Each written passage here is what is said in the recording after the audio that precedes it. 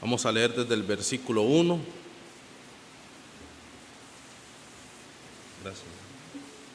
Desde el versículo 1 hasta el 13.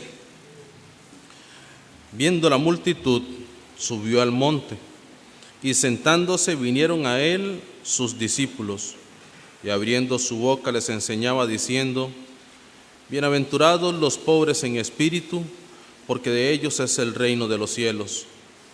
Bienaventurados los que lloran, porque ellos recibirán consolación. Bienaventurados los mansos, porque ellos recibirán la tierra por heredad. Bienaventurados los que tienen hambre y sed de justicia, porque ellos serán saciados. Bienaventurados los misericordiosos, porque ellos alcanzarán misericordia.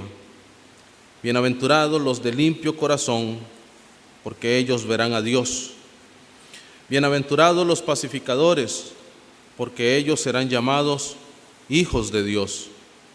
Bienaventurados los que padecen persecución por causa de la justicia, porque de ellos es el reino de los cielos. Bienaventurados sois cuando por mi causa os vituperen y os persigan, y digan toda clase de mal contra vosotros mintiendo. Gozaos y alegrados, porque vuestro galardón es grande en los cielos, porque así persiguieron a los profetas que fueron antes de vosotros. Hasta ahí vamos a hacer nuestra lectura.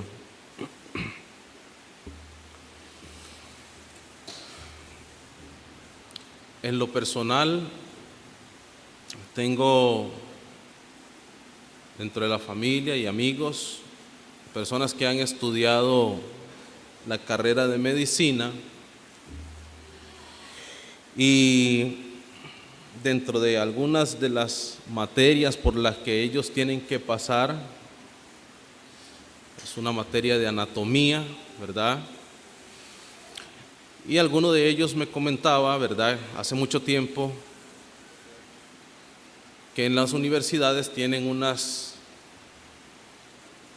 pilas ahí donde tienen algunos cuerpos de personas, ¿verdad?, obviamente fallecidas, con formalina ahí, para que no se descompongan, y esas personas son usadas, ¿verdad?, son donadas, o ellos mismos se donaron para que fueran estudiados, ¿verdad? Esto no es en contra de la voluntad de esas personas cuando estuvieron vivas, sino que ellas mismas se ofrecieron, y son estudiadas para ser diseccionadas, con el fin de poder estudiar las partes, los órganos del cuerpo, para ver cómo funcionan cada una de las partes, ¿verdad?, la vitalidad de cada uno de ellos, y poder, pues, en el campo de la medicina avanzar para poder traer remedios y curas para diferentes enfermedades.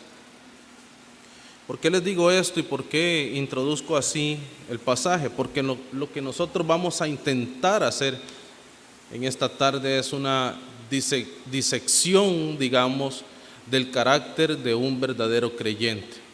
Eso es lo que vamos a intentar hacer. Vamos a diseccionar el carácter de un creyente. Si nosotros pudiéramos tener un creyente, un verdadero creyente aquí al lado nuestro, y pudiéramos de alguna manera hacer una disección de su carácter, lo que nosotros nos encontraríamos más o menos es lo que está en las genealogías de Jesucristo. Y vamos a ver la primera en las bienaventuranzas. Estoy con el mensaje de la mañana aún. Las bienaventuranzas, y la primera bienaventuranza es: bienaventurados los pobres en espíritu, porque de ellos es el reino de los cielos. Esta bienaventuranza, los pobres en espíritu, lo que nos intenta comunicar aquí es cuál es la condición del corazón del verdadero creyente. Y es prácticamente, como se ha dicho, una bancarrota espiritual. Por la gracia de Dios, esa persona se ha visto a sí misma y ha visto que no tiene absolutamente nada para poder estar delante de Dios. Es una persona que se encuentra en quiebra, por decirlo de alguna manera, espiritualmente. Es una persona pobre, desprovista de cualquier bien para estar delante de Dios. Es una persona miserable, si se pudiera llamar en algún sentido. Esa persona, por la gracia de Dios, ha sido iluminada por el Espíritu Santo. Y al considerar la santidad y la majestad divina, esa persona ha sido consciente de su pecado. Pero no ha sido consciente solo de su pecado de la manera en que las consecuencias que va a acarrear por causa de ellos, sino esa persona ha entendido la pecaminosidad o la maldad de su pecado. Es una persona que se encuentra pobre espiritualmente porque se ha dado cuenta que toda su vida ha estado manchando el nombre de un Dios que es santo. De manera que esa persona siente un repudio hacia sí misma, se ve miserable, ve su condición y no ve ninguna esperanza para él. Lo más práctico que podríamos ver en esto es, no sé, aquí cuántos, tal vez algunos, se han encontrado en dificultades económicas o ante una deuda que no pueden cancelar, que no pueden pagar. Y viene ese sentimiento, esa conciencia de miseria, de falta de provisión para poderle hacer frente a ese problema. Y prácticamente la pobreza espiritual de la que se nos habla aquí, de la que el Señor nos habla aquí, es de esa pobreza espiritual de que nosotros no tenemos ningún mérito para poder estar delante de Dios, que es santo y que es justo y que es bueno. Y es en ese sentido que los verdaderos creyentes empiezan ahí. La regeneración del verdadero creyente y el carácter del verdadero creyente comienza con la pobreza espiritual. Estas personas, a causa de esa pobreza espiritual y de hallarse completamente desnudos en la presencia de Dios que es santo, son personas que lloran a causa de esa impotencia. Y es que en el orgullo del ser humano, nosotros, como humanos que somos, como orgullosos que somos, si hay algo que afecta de alguna manera la vida de nosotros es la impotencia. Cuando nosotros no podemos hacer algo para solucionar un problema o para solucionar una condición en la que nosotros estemos pasando. Sufrimos impotencia, por ejemplo, cuando estamos quebrantados de salud.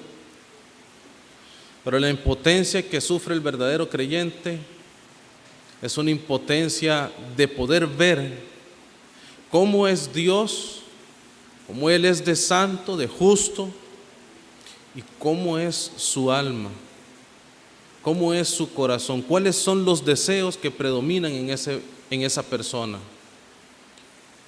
Son personas que pueden ver y son conscientes de que siempre están corriendo de continuo en el mal, de que siempre están pensando maldad, de que sus pensamientos siempre están alejados de Dios.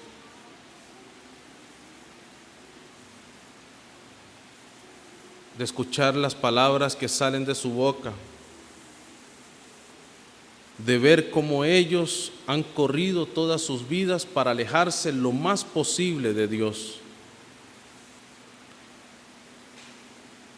Y estas personas, al ser conscientes de eso, lloran amargamente.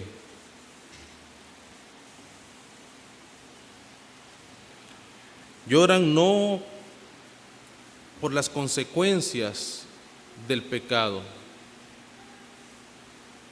sino lloran por el pecado que ha sido cometido en contra de Dios. Y con esto hay que tener cuidado, porque muchas veces hay personas que pueden ser contristadas, ¿verdad?, o convencidas de pecado. Son personas que vienen y son conscientes de su pecado, e incluso son personas que podrían por un tiempo alejarse de esos pecados, porque han estado considerando las consecuencias que esos pecados les pueden traer, pero en ellos no hay vida espiritual, porque no hay un arrepentimiento según Dios. Entonces tenemos que tener cuidado, porque no necesariamente el llorar o el sentir esa pobreza espiritual no necesariamente nos hace verdaderos creyentes. ¿Cuándo nos hace verdaderos creyentes? Cuando nosotros nos arrepentimos para no volver a nuestros pecados. Entonces, de esa manera es que nosotros podemos ver que el corazón del verdadero creyente es un corazón que llora no por las consecuencias del pecado, sino por el pecado que ha sido cometido contra el Dios al que se cometió, por la imagen de Dios a la que se cometió. Es una persona entonces que tiene una alta estima por la imagen de Dios, por lo que Dios dice de él en su palabra, por los atributos de Dios, por su santidad, por su fidelidad, por su misericordia, por su bondad.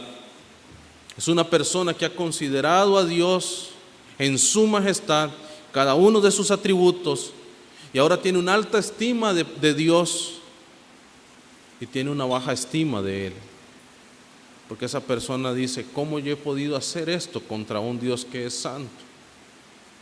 ¿Cómo he podido yo manchar el nombre de un Dios como Él es? ¿Y cómo Dios puede tener de mí misericordia? Es una persona que tiene un correcto entendimiento de Él mismo. Y esa es la tercera bienaventuranza. Bienaventurados los mansos, porque ellos recibirán la tierra por heredad. Son personas que tienen un correcto entendimiento de lo que ellos son.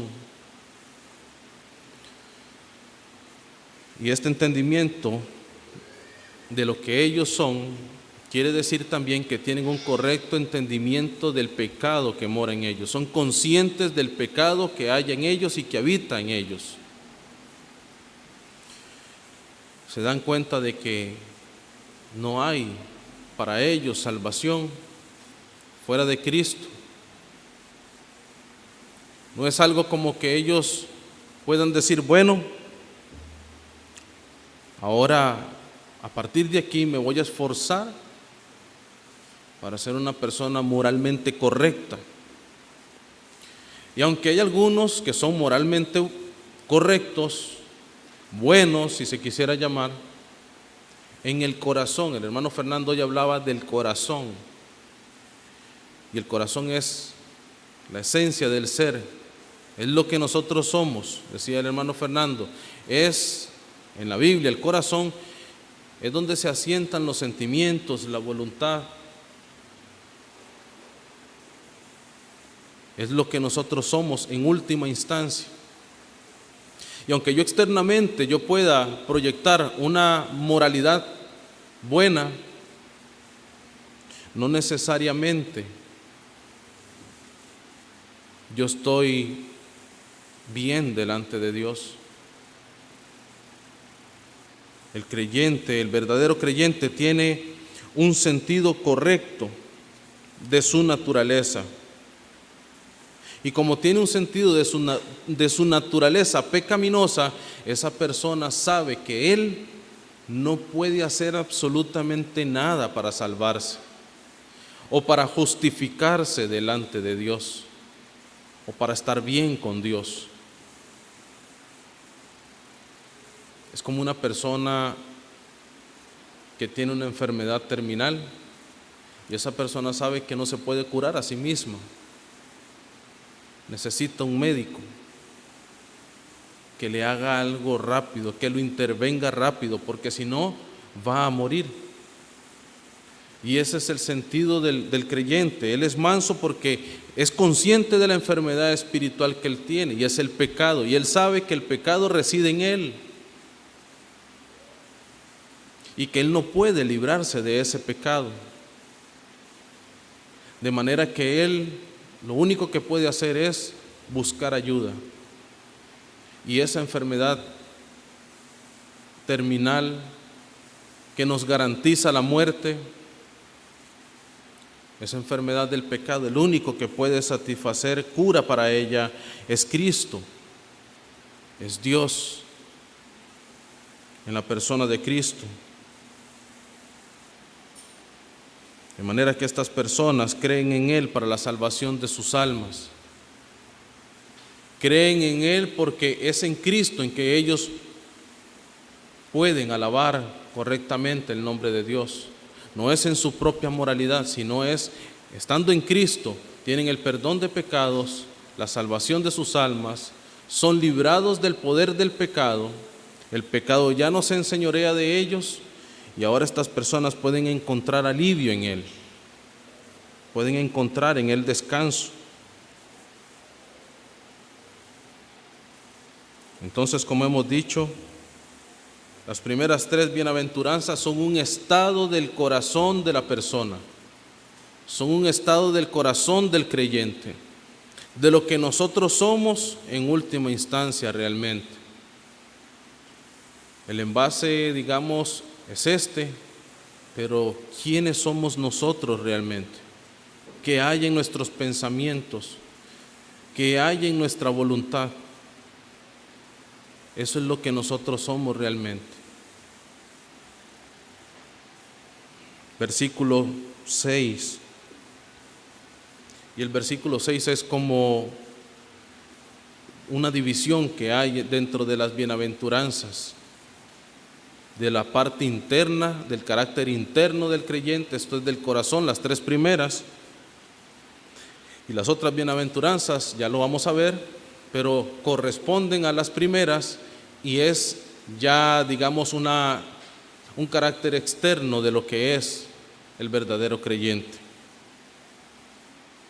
Pero en el versículo 6 se nos dice: bienaventurados los que tienen hambre y sed de justicia, porque ellos serán saciados. Ellos tienen un fuerte deseo de vivir de manera agradable al Padre. Esta bienaventuranza es una consecuencia del haber considerado o haber experimentado las tres primeras. Ellos quieren vivir ahora sus vidas agradando a Dios, agradando al Padre. ¿Por qué? Porque ya se dieron cuenta que toda su vida habían estado viviendo impíamente, alejados de Dios, de su gracia, de su amor, de su misericordia.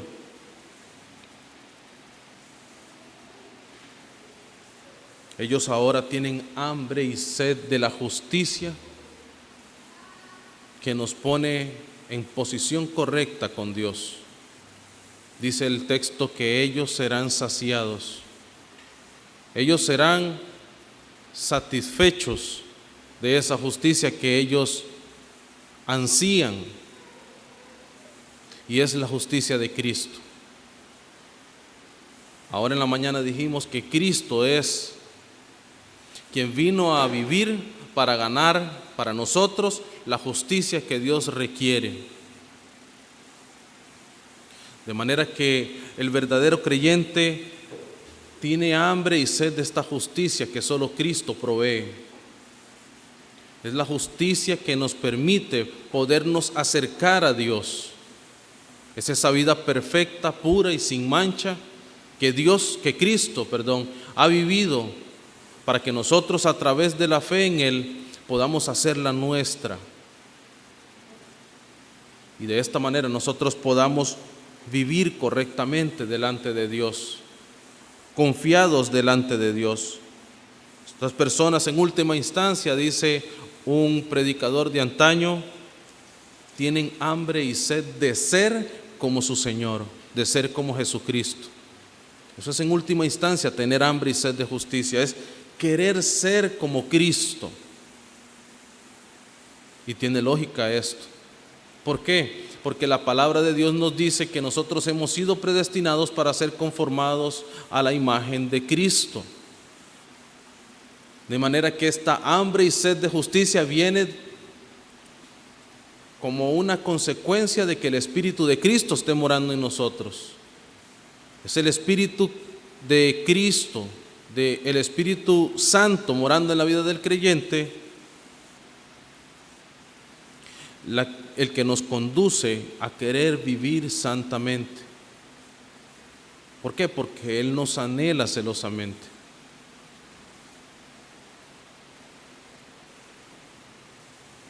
Así que de esta bienaventuranza quedémonos con eso. Es querer vivir o ser como nuestro Señor, como nuestro Salvador.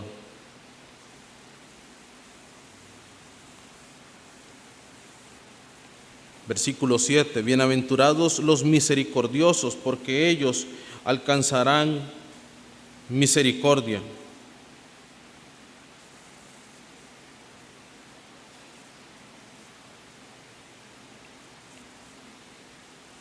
Los misericordiosos son los que responden a las necesidades humanas con compasión y con gracia, por el sentido de su propia necesidad de misericordia. Los misericordiosos, el carácter del creyente es misericordioso como Cristo ha sido misericordioso con ellos. Él responde a las necesidades de los demás con gracia y con misericordia, porque Él se ha dado cuenta, como hemos dicho anteriormente, de que Él necesitaba misericordia, de que Él no merecía el favor de Dios. Al contrario, Él merecía el desprecio de Dios y la ira de Dios, pero Dios no le ha pagado conforme a sus obras, sino ha tenido de Él gracia y misericordia, y es al degustar esa gracia y misericordia que Él ahora actúa así con los demás. Es por eso que yo les decía que estas bienaventuranzas, en esta parte que estamos empezando ahora, es el carácter externo del creyente. Es como ya nosotros lo podemos ir viendo, cómo Él actúa a raíz de lo que hay internamente en su corazón, a raíz de lo que ha sucedido en la regeneración, en el cambio de naturaleza de la persona. Y esta bienaventuranza se corresponde con la primera. Bienaventurados los misericordiosos. Son las personas que se han dado cuenta que son pobres espiritualmente y que al no tener que pagar delante de la deuda que tienen para con Dios, Dios les ha tratado con misericordia. ¿Recuerdan aquella parábola de aquel hombre que le debía a su amo una cantidad de dinero, la cual esa cantidad de dinero era impagable? Pero nos dice la parábola que el jefe de aquel hombre tuvo de él misericordia y pagó su deuda. Condonó su deuda. Él le dijo: ahora ya no me debes nada, ya no me tienes que pagar la deuda que tenías conmigo. Él tuvo de él misericordia y no le cobró la deuda. Pero la misma parábola nos sigue diciendo: y aquel hombre al que se le perdonó la deuda, había otro que le debía una suma insignificante. Y una vez que a él se le perdonó una gran deuda, él fue a oprimir al otro que le debía muchísimo menos de la deuda que él tenía para con su jefe, y le cobró y no tuvo de él misericordia. El creyente, el verdadero creyente, no actúa como ese hombre. Porque el que ha degustado la misericordia de Dios va a actuar con misericordia y gracia, va a actuar con favor para con los hombres. Y este favor no depende de lo que los demás hagan con usted. Porque nosotros, nosotros, ¿qué hicimos para que Dios tuviera misericordia de nosotros? Absolutamente nada. Absolutamente nada. De manera que yo no puedo decir, voy a actuar con misericordia con aquel, si aquel hace esto o aquello. Entonces ya no sería misericordia.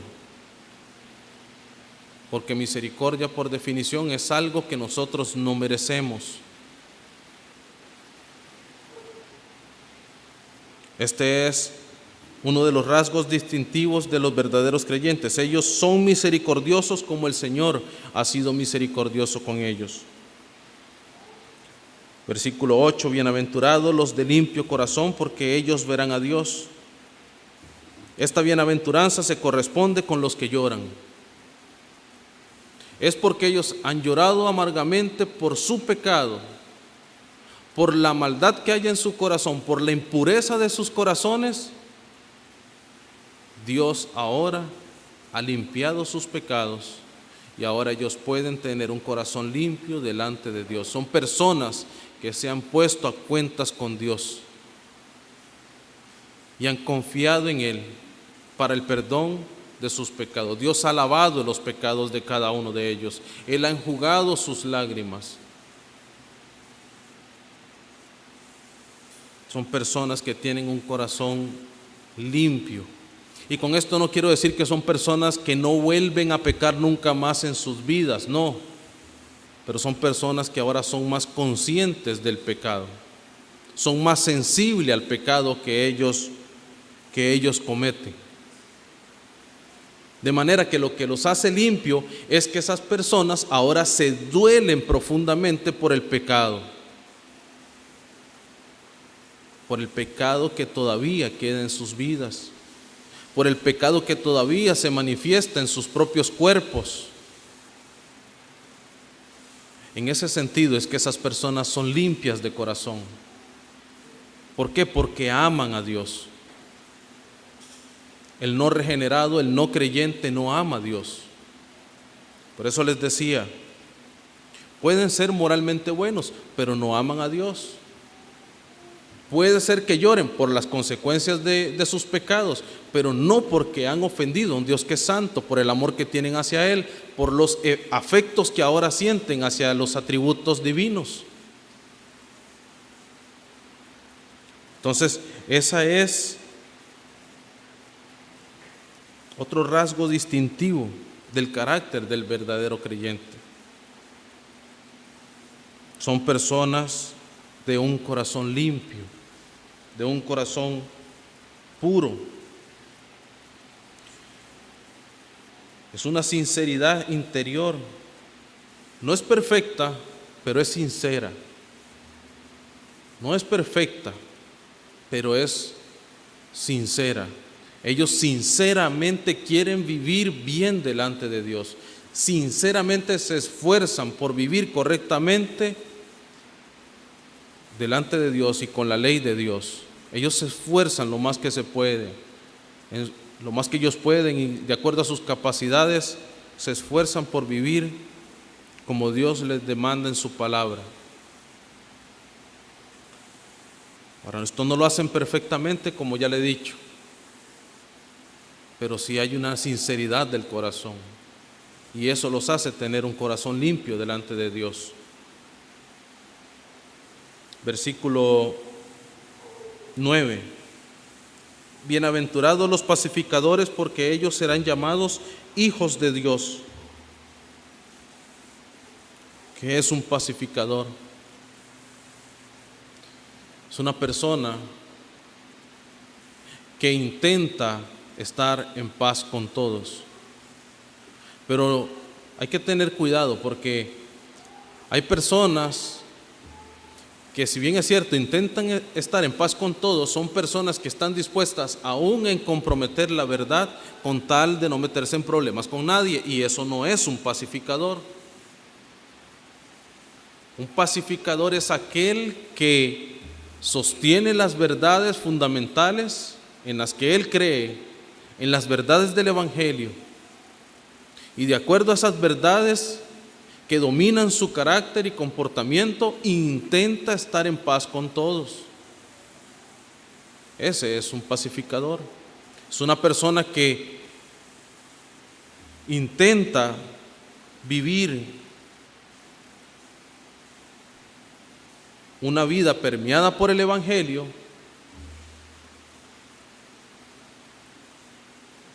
y aunque esta vida permeada por el Evangelio le traiga problemas, porque como vamos a ver más adelante, una de las respuestas del mundo para con los verdaderos creyentes es antagonismo, es persecución, como el hermano Fran oraba ahora, por la iglesia perseguida, maltratada. Pero lo cierto es que estas personas son pacificadores, así como Cristo fue un pacificador. Sin embargo, Cristo, quien es nuestro ejemplo de una persona pacificadora, entró al templo y sacó a todo el mundo ahí a latigazos. ¿Por qué? Porque Él no estaba dispuesto a negociar la verdad. ¿Y cuál era la verdad? El templo de mi Padre será llamado casa de oración y ustedes lo han convertido en una cueva de ladrones. Entonces, si Él es el ejemplo de nuestra conducta pacificadora, entonces lo que podemos ver es que Cristo fue pacificador, obviamente, pero que Él nunca comprometió la verdad. Por eso vuelvo y repito, nosotros debemos de vivir vidas premiadas por el Evangelio, pero nunca comprometamos la verdad. Estemos firmes en lo que hemos creído y defendámoslo, aunque eso pueda tener implicaciones en contra nuestra. El Señor más adelante dice: bienaventurados por cuando por mi causa os vituperen y os persigan y digan toda clase de cosas en contra de vosotros, mintiendo, dice el Señor.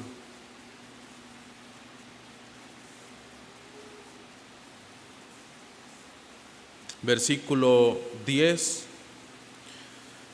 bienaventurados los que padecen persecución por causa de la justicia, porque de ellos es el reino de los cielos. Bienaventurados sois cuando por mi causa os vituperen y os persigan y digan toda clase de mal contra vosotros mintiendo. Es lo que decíamos hace un momento. Una de las implicaciones de mostrar el carácter de Cristo, el carácter del verdadero creyente, va a ser odio y repudio del mundo hacia ellos. Si hay una persona en la que todos estos atributos se mostraron realmente en su máximo esplendor, fue en la persona de nuestro Salvador y Señor Jesucristo. ¿Y cómo hizo el mundo con Él? ¿Cómo lo trataron? Lo crucificaron, lo despreciaron, lo escupieron, lo abofetearon.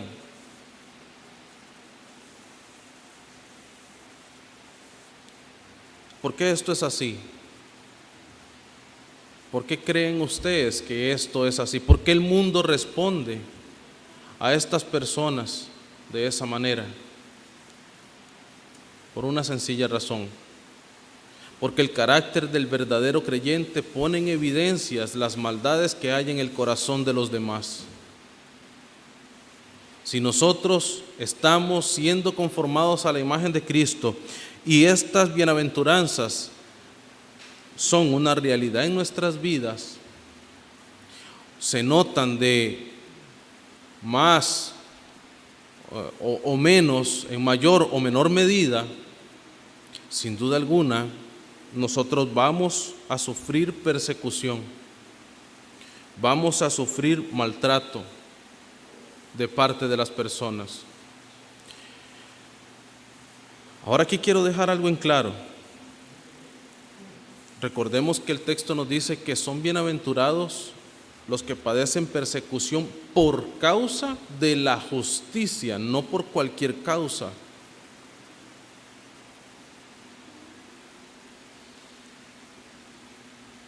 Dicen que no nos debemos de confundir. Por ejemplo, hay un pastor que pone un ejemplo sobre esto y dice, había una persona que estaba hablando en una mesa de impíos, en una mesa donde había toda clase de bebidas y demás, y esa persona dice, aquí voy a dar testimonio. Y esa persona viene y empieza a predicar el evangelio en medio donde está toda esa gente, algunos fuera de su juicio cabal y demás. Y esa persona entonces, todos los que están en la mesa empiezan a decirle muchas cosas, a burlarse de él y de su fe. Y esa persona dice, no importa, estoy sufriendo por causa del evangelio. Eso no es sufrir por causa del evangelio. Esa persona está sufriendo por causa de su falta de prudencia, porque ese no era un lugar para dar testimonio de la verdad. ¿Sí me explico? Entonces, no cualquier sufrimiento que nosotros tengamos o padezcamos quiere decir que estamos sufriendo por causa del evangelio o por causa de la justicia, como nos dice el texto.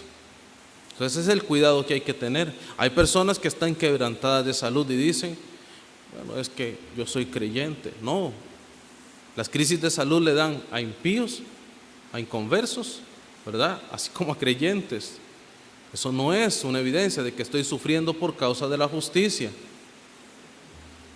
Es que estoy sufriendo, estoy pasando por una crisis económica. Sí, pero usted está pasando por esa crisis económica no por causa de la justicia, sino porque usted ha administrado mal el recurso que Dios le ha dado.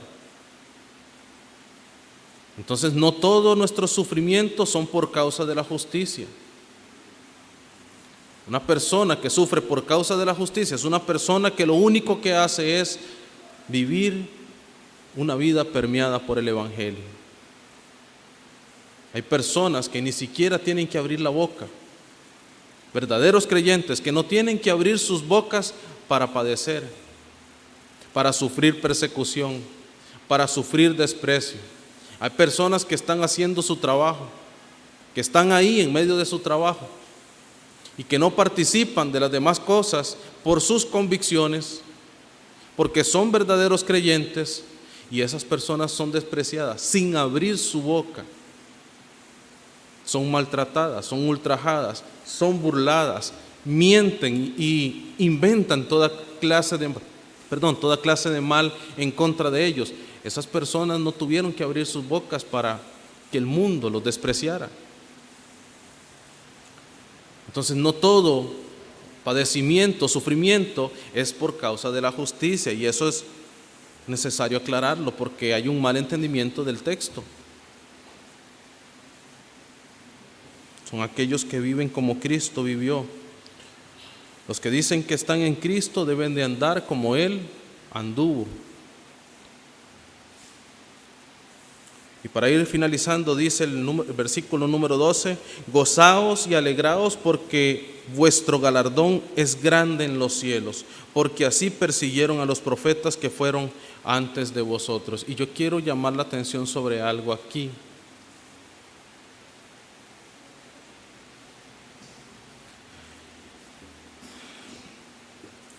Y es el entendimiento que tenía Cristo de sí mismo. ¿Qué pensaba Cristo acerca de sí mismo? ¿Ustedes qué pensarían si yo les digo aquí desde este púlpito que son bienaventurados ustedes si sufren por causa de mí? Ustedes pensarían, el hermano le pasó algo, se volvió loco, no está en su sano juicio. ¿Qué veían la audiencia del Sermón del Monte ahí predicando? ¿Qué veían? Veían un hombre, evidentemente, pero más que un hombre, era Dios encarnado. Cristo dice, bienaventurados los que sufren por causa de mí. Y no solo esto, sino cuando nosotros vemos las promesas de cada una de las bienaventuranzas, nos dice qué pensaba Cristo acerca de sí mismo. Bienaventurados los pobres en espíritu, porque de ellos es el reino de los cielos. Bienaventurados los que lloran, porque ellos serán consolados. Bienaventurados los mansos, ellos van a recibir la tierra por heredad. Bienaventurados los que tienen hambre y sed de justicia, serán saciados.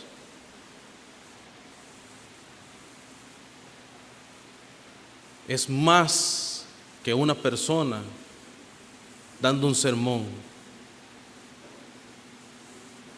Es Dios hecho carne, diciendo en su propia autoridad quiénes son los que van a ser parte de su pueblo y quiénes son los que van a heredar el reino de Dios. Eso es lo que nosotros vemos en las bienaventuranzas. ¿Quiénes son aquellas personas que van a habitar con Él en su reino? Y si nosotros no tenemos estas bienaventuranzas, no somos partícipes de este carácter del creyente, entonces no son bienaventuranzas para nosotros en ninguna manera. Versículo 12, el Señor les dice: gócense y alégrense, porque vuestro galardón es grande en los cielos. Ahí está, es con la autoridad que Él lo da, es con propiedad que Él lo dice. Así como al final del Sermón del Monte, en Mateo capítulo 7, al final Él dice: no todo el que me diga Señor, Señor, entrará en el reino de los cielos, sino el que hace la voluntad de mi Padre que está en los cielos. Ahí tenemos que ver la importancia de las palabras del Sermón del Monte, porque no es solo un hombre el que está hablando ahí, es Cristo quien está diciendo quiénes son los que van a ser parte de la comunidad de Dios, del pueblo de Dios. Hay muchas personas que alaban el Sermón del Monte porque lo ven una ética impresionante,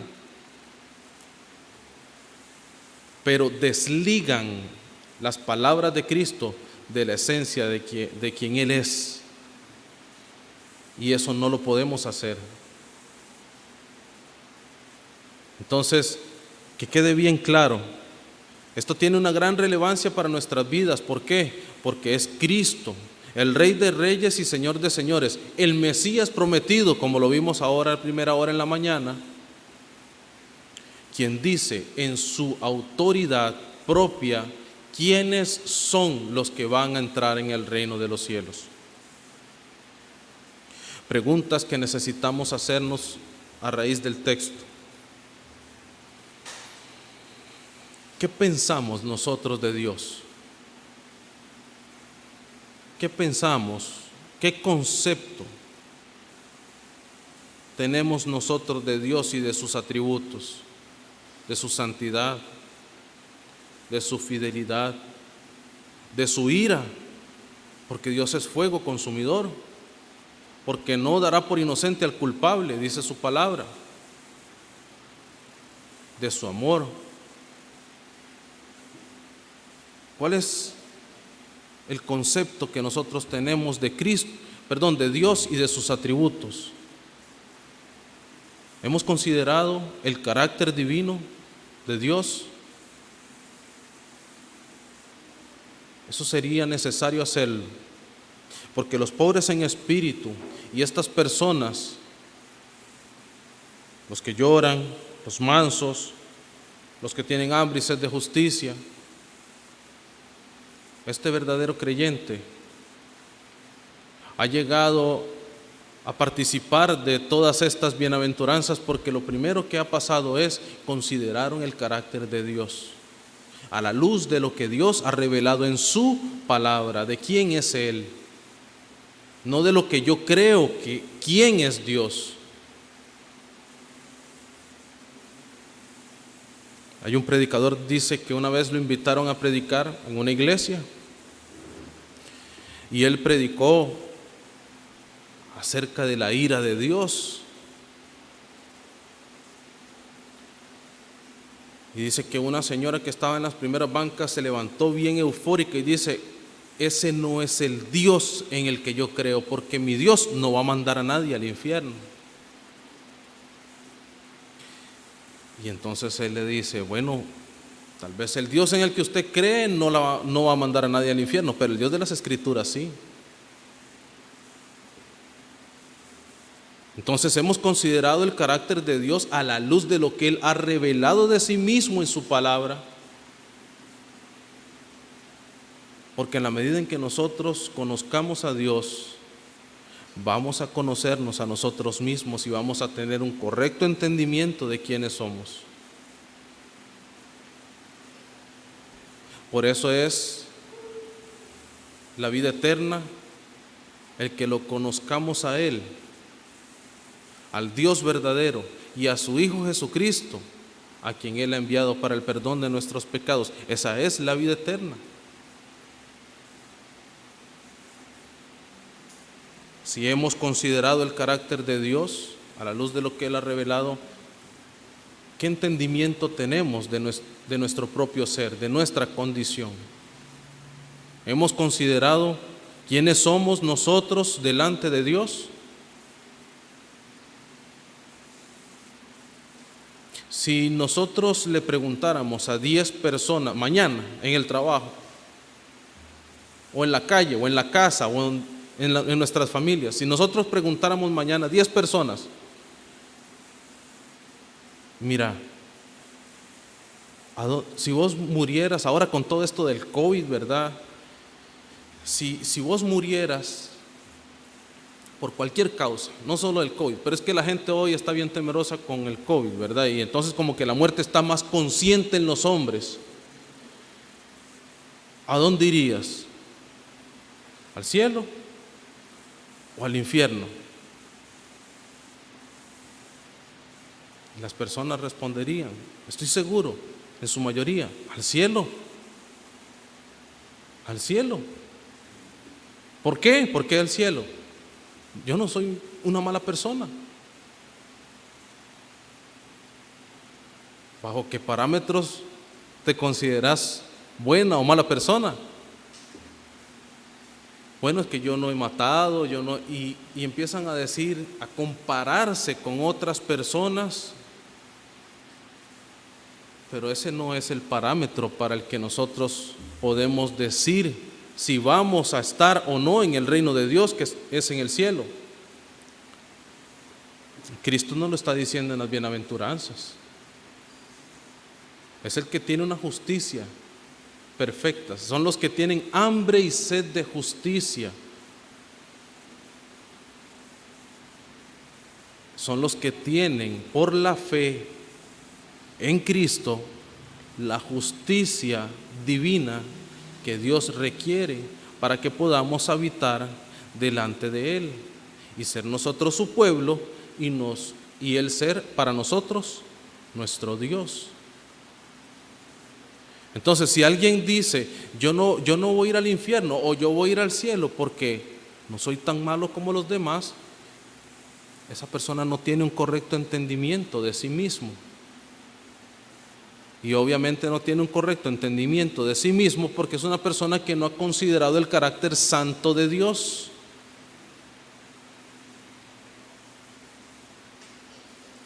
Pero ¿cuál es el entendimiento que tenemos nosotros de nosotros mismos? Esa es una pregunta aplicativa para cada uno de nosotros. Y respondámoslo sinceramente. ¿Realmente somos personas buenas? Yo decía en la mañana una pregunta: ¿cuántos pecados necesitó hacer Adán para que fuera expulsado del Edén? ¿Cuántos pecados necesitó hacer? Uno. ¿Cuál fue? Desobediencia. La desobediencia. Ahora, ¿cuántos hemos aquí desobedecido? Desobedecido a Dios. Más adelante en el Sermón del Monte, Cristo empieza a darle un pleno sentido a la ley de Dios. Y solo para poner un ejemplo, Él dice: oíste que fue dicho, no adulterarás. Pero yo les digo que todo aquel que mira a una mujer para codiciarla, ya adulteró con ella en su corazón. Ahí está una vez más Cristo siendo Cristo. Él siendo Dios en su propia autoridad, dándole un pleno sentido a la ley de Dios y aplicándola a los corazones de las personas. La ley de Dios pone de manifiesto lo que hay en el corazón de las personas. Cuando nosotros nos asomamos en el espejo de la ley de Dios, vemos que nosotros estamos excluidos de la presencia de Dios. Y no hay esperanza para nuestra moralidad. Entonces esa es una pregunta que debemos hacernos. ¿Qué concepto tenemos nosotros de nosotros mismos? Y la tercera pregunta es, ¿hemos confiado en Cristo para la salvación de nuestra alma? El único que nos provee alivio para nuestro, como dijimos antes, nuestra enfermedad terminal, que es el pecado. ¿Hemos nosotros creído en Él? ¿Hemos tenido fe en Él para la salvación nuestra? Esas son las tres preguntas que debemos de reflexionar a la luz del texto. Esperemos que el Señor nos ayude a tener plena sinceridad en esto, porque de ello depende la vida eterna de nuestras almas. Oremos.